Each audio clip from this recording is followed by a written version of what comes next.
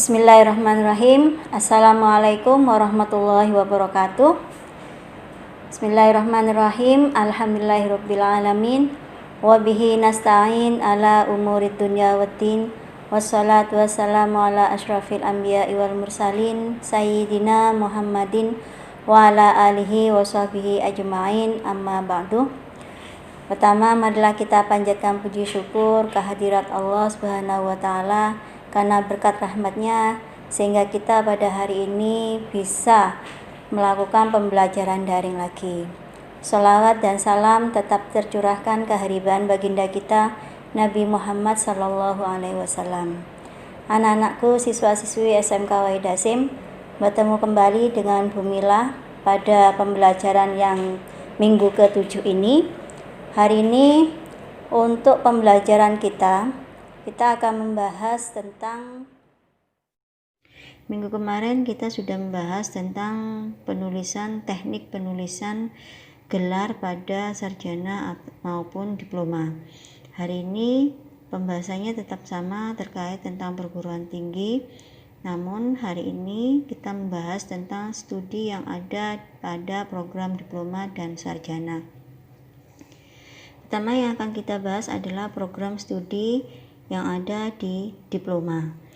Untuk diploma, program studinya itu lebih menitik beratkan pada praktek atau pada pelatihan keterampilan. Jadi 60% praktek, 40%-nya teori. Lebih banyak prakteknya. Untuk program diploma D1, untuk D1 itu studinya dilakukan selama masa kuliah 2 semester atau 1 tahun, dan dia harus menyelesaikan, untuk D1 ini harus menyelesaikan sekitar 32 SKS. SKS itu apa sih? SKS itu sistem kredit semester. Jadi kalau kita samakan pada saat SMA itu sama seperti bobot nilai, ya. Terus yang kedua, untuk program D2 atau diploma 2 itu masa kuliahnya dilakukan selama 4 semester atau 2 tahun dan harus menyelesaikan studi sebanyak 64 SKS bobotnya.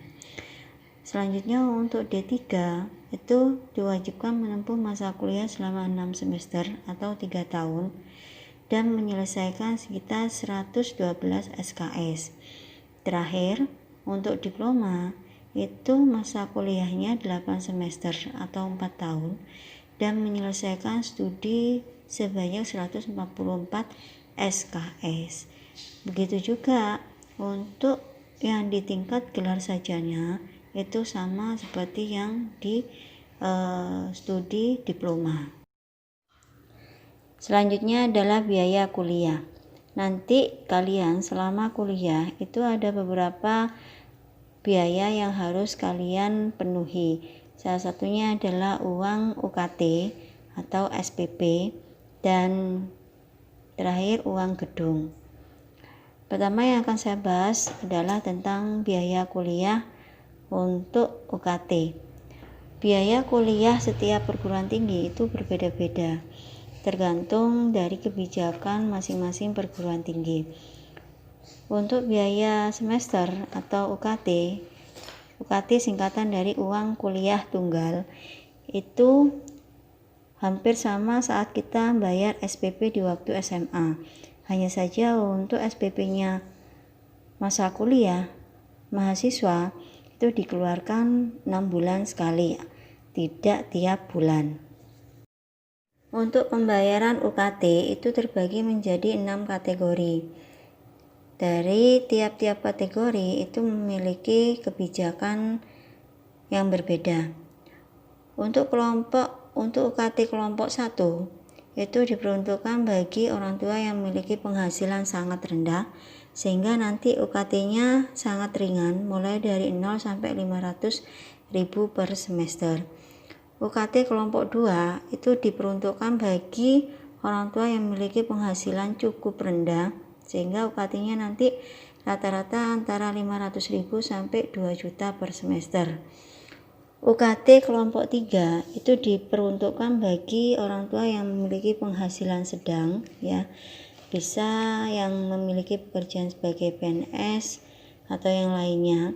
Ini UKT-nya dimulai dari 2 juta sampai 3.500.000 per semester. UKT kelompok 4 diperuntukkan bagi orang tua yang memiliki penghasilan menengah ke atas. Dimulai pembayaran UKT-nya dari 3.500.000 sampai 5 juta per semester. UKT kelompok 5 ini diperuntukkan bagi orang tua yang memiliki penghasilan high class atau cukup tinggi, ya. Dan UKT-nya dimulai dari 5 juta sampai 10 juta per semester. UKT kelompok 6 diperuntukkan bagi orang tua yang memiliki penghasilan VVIP sangat tinggi, sangat berkelas. Ini dimulai pembayaran UKT-nya lebih dari 10 juta per semester. Selanjutnya, biaya kuliah yang harus dikeluarkan pertama kali itu adalah uang gedung atau uang pembangunan. Uang gedung ini hanya dibayarkan 1 kali selama kuliah. Jadi, untuk uang gedung itu tergantung kebijakan masing-masing perguruan tinggi, baik itu perguruan tinggi negeri maupun perguruan tinggi swasta. Itu kebijakan uang gedung berapa juta itu tergantung dari masing-masing perguruan tinggi. Ada beberapa perguruan tinggi yang uang gedungnya itu akan mendapatkan diskon 50% bagi yang memilih jalur prestasi. Bagaimana penjelasan tadi terkait dengan materi yang telah saya sampaikan? Apa ada kendala? Jika memang ada beberapa permasalahan yang mungkin kalian belum pahami, silakan kalian menghubungi Bu Mila lewat WA pribadi. Silakan bertanya tentang hal-hal yang perlu kalian pahami. Untuk materi kedepannya kita lanjutkan di materi selanjutnya. Demikian apa yang saya sampaikan hari ini. Wabillahi taufiq wal hidayah, waridha wal inayah. Assalamualaikum warahmatullahi wabarakatuh.